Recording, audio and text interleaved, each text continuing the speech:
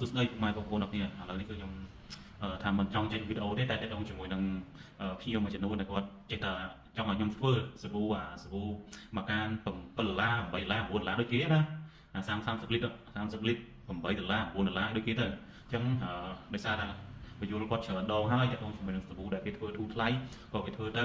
គឺជារឿងរបស់គេខ្ញុំអត់ចង់ប៉ះពាល់គេទេមកកាន$8 $9ហ្នឹងតែដោយសារតែគាត់ស្នើសុំច្រើនពេកអញ្ចឹងក៏ខ្ញុំចេញវីដេអូនេះមួយអញ្ចឹងខុសត្រូវយ៉ាងណាសូមបងប្អូនអធិស្ឋានផងអញ្ចឹងនេះតើតងជាមួយសាច់សាប៊ូលេខ1របស់ខ្ញុំសាច់សាប៊ូលេខ1របស់ខ្ញុំនេះគឺ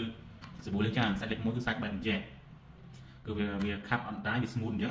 តែបើសិនយើងចង់ពួកភេទចង់បានពួកភេទសាប៊ូលេខ2អានេះលេខ1នេះមានន័យថា1គុណនឹង4 ដង 5 ដងជាមួយនឹងសាប៊ូលេខ2អញ្ចឹងនេះខ្ញុំដាក់កម្រិតវ៉លគឺសាច់សាប៊ូ250 ml សាច់សាប៊ូស៊ីនរបស់ខ្ញុំណាលេខ1 250 ml តែចង់បានរហូតដល់350 ml ឬក៏400 ml អញ្ចឹងយើងក៏មានអីបាក់ទេយើងចង់ធ្វើសាប៊ូលេខ2យើងបន្ថែមមកបាទអញ្ចឹងវាចំណេញបើសិនជាខ្ញុំធ្វើលេខ2លក់វាចំណេញខ្ញុំទេចំណេញអ្នកលក់ទេអញ្ចឹងណាយើងយកទៅលាងជំរះសាប៊ូទៅលាងជំរះចានបងប្អូនគ្នាមានថាវាបន្ថយគុណភាពវិញវាកើនសាច់សាប៊ូប៉ុន្តែវាថយគុណភាពអញ្ចឹងវាច្រើនតែចំនួនច្រើនតែបរិមាណគុណភាពវាអត់អញ្ចឹងខ្ញុំអត់ចង់ធ្វើទេទៅមួយសាប៊ូប៉ុន្តែបងប្អូនទទួលហើយទទួលទៀតក៏ខ្ញុំធ្វើคลิปនេះដើម្បីបង្ហាញបងប្អូនអរគ្នាហ្មងទៅ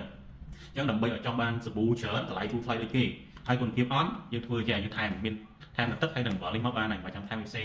នេះប្រភេទសាច់សាប៊ូនេះវាខាប់ smooth នេះនេះសាច់សាប៊ូសៀន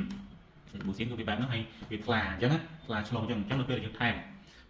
ប្រភេទមេមួយចំនួនមិនមែននេះថែមដើម្បីឲ្យវាច្រើនហើយរូបធូរថ្លៃដូចគេអញ្ចឹងយើងថែមអានេះថែមអំបិលនេះថែមប៉ុណ្ណេះទៀតមក